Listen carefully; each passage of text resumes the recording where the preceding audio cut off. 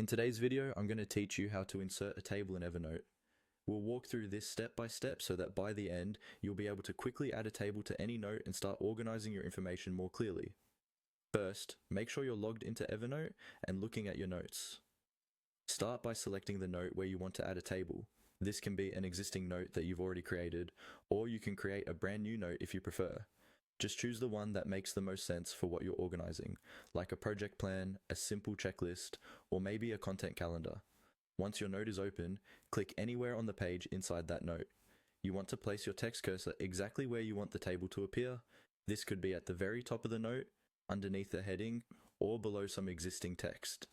Take a moment to position it carefully because the table will be inserted right at that cursor location. Now, with your cursor in place, start typing /table. On your keyboard, enter the / symbol, followed by the word table, with no spaces in between, like this, table. As you type, Evernote will recognize this as a command and show you a small menu related to that shortcut. After you see the menu appear, look for the option labeled table. It should be clearly visible in the list that pops up under the text you just typed. Once you see it, click on table.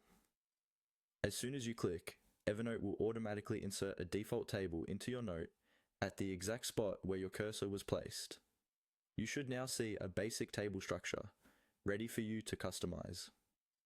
At this point, you can start clicking into any cell to type your content, such as labels for your columns and rows.